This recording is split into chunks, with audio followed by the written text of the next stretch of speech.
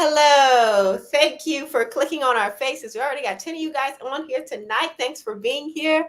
Get to leave us a thumbs up. We are discussing all things Agatha along episode 1. Now, to start things off, right? A couple things have came to light. Some of them are rumors, some of them are facts. So just wanted to discuss it with you guys really quickly. Apparently, Agatha all along is being touted as a what they described as a sequel series to WandaVision, with Vision Quest being the third of this series that they have going on here. So it's really cool. So instead of having like a traditional season 1, 2, and 3 with the same name, they kind of like switched it up like that. I thought that was cool. It's like spin-off of the show. Now wait a minute though. Does this show after the WandaVision? No. The Coño, what's his name? Vision Quest? No, the movie. The movie with the Doctor Strange movie. Yeah. It has to be. After that? It has to be, because she mentions when she goes on, I'm jumping ahead here, but there's a spot where she says, "How long have I been here?" And he says, "It's been 3 years." And I feel like it's been 3 years since. It's definitely been 3 years. I want to say at least since WandaVision. Multiverse of Madness, we know what happens after that, because what happens in this episode, we do see it opens up as kind of like a crime thriller going on here. Law and Order kind of feel. Yeah, she was given total Olivia Benson. Yeah, exactly. Even the intro, if you look at the intro here, it gives you, because it said, what is it, Agatha of West Wing or something like that? You have Westview. Westview, okay, right. Because I believe that's the town, right? Yeah. Okay, right. So, so we have like this whole Law and Order type of vibe, and we know what happens after Multiverse of Madness because we see a body in this opening.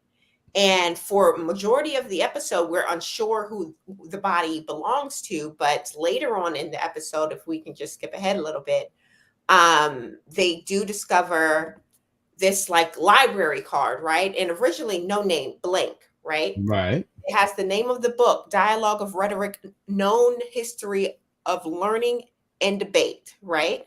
Written by Andrew Ungo. And I tried to look up the name Andrew Ungo, but that doesn't seem to be anybody significant in the Marvel universe. It could be maybe a writer or someone of the show. Right. It could be a play on something too. Yeah, exactly.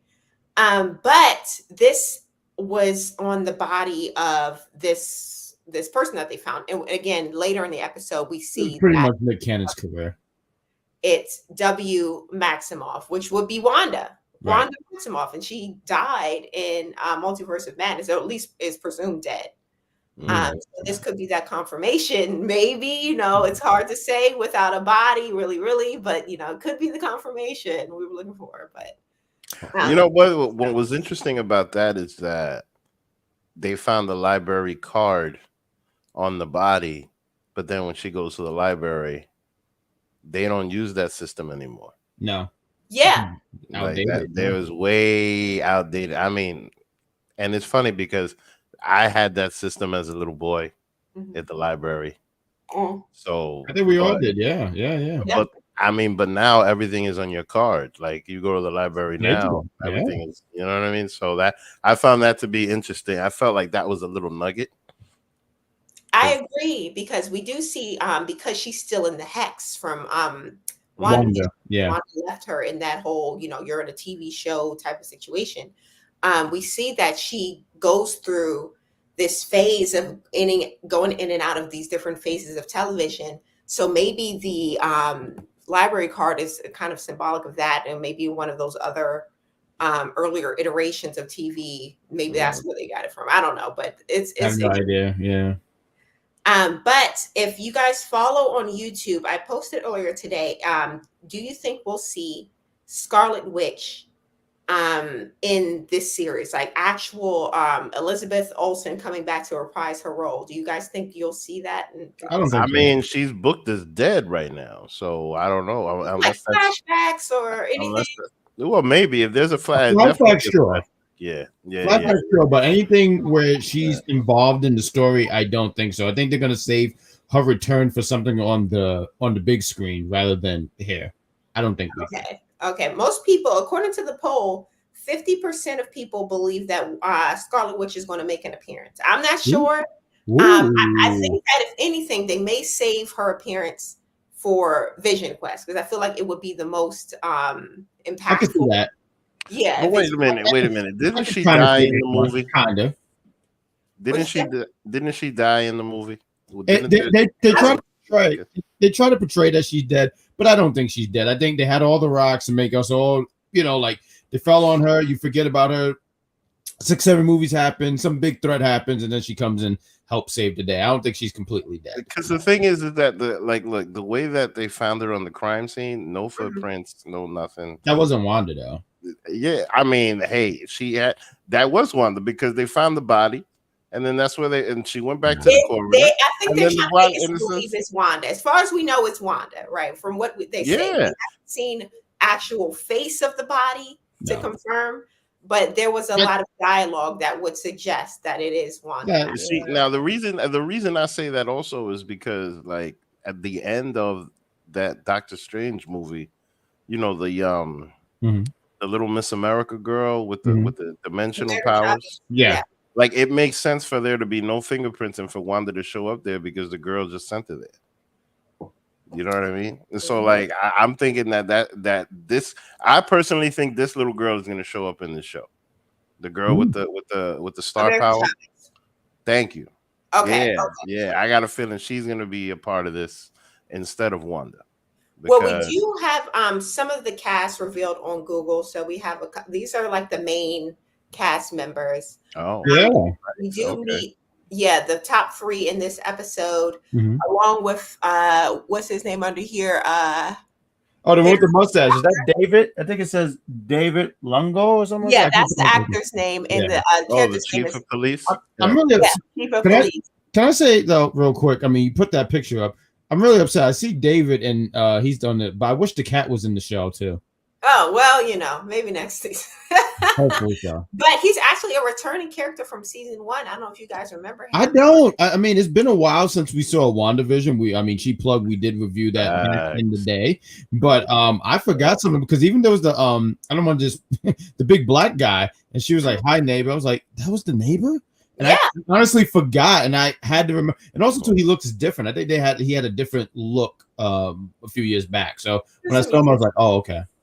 But in the episode again, we do see Agatha Agatha playing as this detective, and the chief of police, of course, is the gentleman from season 1, and we get this newer character who comes in as like the FBI agent. None of the police officers want to work with the FBI agent, but they come to help solve the crime. And the character here, let's pull up the name so we don't mess that up. The character of Rio is very self-aware. Like you can see that she's kind of feeding Agatha, kind of like, trying to pull her along to realize who she is. The full of the episode. And it seems like one of the clues left behind was this witch symbol. Yeah, that we see in season 1 too, because Agatha always had like this little pendant on her. So this was like the beginning of her kind of like finding out who she is. And by the end of the episode, she does come to and realize, hey, I'm actually, this powerful witch. And, I'm starting to realize who I am. We get a whole nude scene, which is like, wow, Disney, okay, doing the thing. I got to sit here and say, I mean, the woman is like in her 50s, but there's a spot where you see her butt, and I said, she has a nice hiney. She's got to be like, late 40s, 50s, Yeah, 50s. And I think that's I mean, for someone to be 50 and walk around like that, I thought it was a nice butt. She looked good. Good. Yeah, that's true. She can get it. But she's married. I'm gonna take it easy. But yeah, she does. She also in the episode, there does seem to be a little bit of sexual tension between Agatha And And real? this character here, by Yeah. the end of the episode, she becomes like this almost assassin-like character. I Trying, dig the look. Yeah. trying to come after Agatha.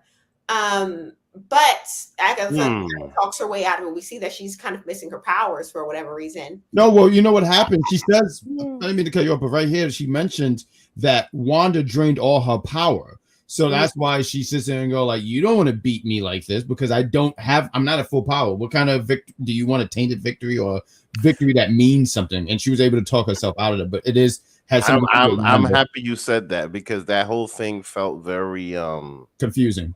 No, it felt Obi-Wan and Anakin Skywalker. Oh, you got the higher ground. Yeah, like it felt like no, because the thing is, it felt like mother-daughter type beef. You know what I mean? It felt. I think these two. I think this. It was giving lover. It was giving lover. The way she licked her hand, it was saying her heart beats black for her. Yeah, these girls are. They were even mentioning something earlier in the show. I don't know if you guys peeped it, but like you was hitting on it too. See, when you was mentioning how Rhea was like feeding her stuff to be like, you don't know who you are, so you're FBI. Playing into that stuff. She said, you don't remember. There's a scene where they're on the couch. She said, you don't remember why you hate me. And stuff like that. So I mean, you might be on to something here. I don't know what it is. I mean, we'll have to keep going on here, but I mean, they certainly have a past. Like whatever that past is, they certainly do have a past, and that definitely, I think that brings you into the show because it kind of makes you want to see more about what's going on between those two. Definitely. And thank you guys for being here. We got almost 60 of you guys in here this evening. Don't forget to like us, like the video, share it with your friends, and continue to discuss Agatha all along with us. We'll be here every week to discuss it. But a couple interesting things that I saw in the episode. One, prior to the episode, it was a promotional kind of photo that Marvel released. We can discuss it. But the first thing I wanted to discuss was something that actually appeared in the episode. So we see that Agatha, she's at home. She walks into a room and it seems to be like there was a child that was once there. And we get like a little quick scene of this award here. And it says Nicholas Scratch, first place. And so I Googled it. I looked up this character. And apparently Nicholas Scratch in Marvel is a supervillain appearing in American comic books published by Marvel Comics. He is predominantly a foe of the Fantastic Four and Patsy Walker. So we may see this character kind of play in potentially. It's interesting. Yeah, the Fantastic Four. And a little further down, they give a little bit more information. So Nicholas Scratch is the son of Agatha Harkness and was a resident of the hidden community of this New Salem, Colorado, a secret community populated by magic users. Agatha left the reclusive community to live among normal people and in time even became a nanny to Franklin Richards, son of Reed Richards and Sue Richards of the Fantastic Four. Scratch fathered 7 children who would become known as the Salem 7. Now, with that, I thought it was really interesting. A lot because they actually mentioned something about. She does mention that the Salem 7, but exactly. This is what this character, Rhea. Yes, Agatha with the Salem 7 are coming after her. And of course, we know that we have the Fantastic Four movie being released soon. And it made me think of this character, right? Do we think, I'm starting to believe that this could possibly be Nicholas Scratch because we know there's a little bit of, time. Wait. So her son had how many kids? 7. So how many kids did she have? Well, at least 1. Wow, that's interesting. But I'm thinking that Nicholas Scratch could be this character because we saw in the promo when they released the trailer, when he tried to say his name, it was like some spell that overcame his covered. mouth. Yeah. I don't know who he for some reason. I think he is though. I think there's a spell cast upon him. Yeah, and we see even he's listed as teen. He doesn't even have a name, right? So I'm believing he could be this Nicholas Scratch. Now, I'm not 100% sure, but that's my theory. I think you're on the money there with that. But I'm interested though, because so they say Nicholas Scratch, right? He has 7 kids. So I guess my follow-up question would be, Did they put a spell on him to put him as a teen, and then when the spell breaks, he become an adult? Like I don't know. I'm confused here. I don't know because Well, I mean, you know what though? He gives these fanboy vibes. Yeah, You know what I mean? Because he knows a lot about Agatha. So yeah, you know what I mean? That he might also be on it might actually be him, and he might just be also on the spell. You know, that's what I was asking. Yeah, that because we see that even in WandaVision, there's been some like weird aging up of the kids. Because remember when Wanda just had her kids, they were they just sped them up. Yeah, they just grew so fast, right? Yeah, that's and true. Because there is this whole magic aspect here. It could be he's under a spell. It could be he set a spell on himself to put him back further in time to do something. Who knows? I don't know. But I do. I want to highlight this comment right here. Crystal Tanner saying teen is Tommy, Wanda's kid. Oh. Whoa. Good. Thank you for that, Crystal. Oh, thank you, Crystal. Thanks for watching. We appreciate your input. There's the drama. Tommy, Wanda did have two kids. One of them was a speedster, and one had the magical powers. Yeah, so that could be another potential. It could be Tommy as well. You know, part of me was thinking something with Wanda's kids, but didn't Wanda's kids like they're not real and they're like in this I don't know, is it a different timeline? Because I'm sorry, I get kind of lost with this stuff. Is it magic timeline and stuff like that? Well, they are real in certain like multiverses. Like they exist. Meaning in MCU though. I know in the comics, but I meant like just MCU. No, in the MCU, they exist in the MCU. It just depends on what multiverse. That makes sense because that's what that was going on in the multiverse of madness. Okay, yeah. Copy.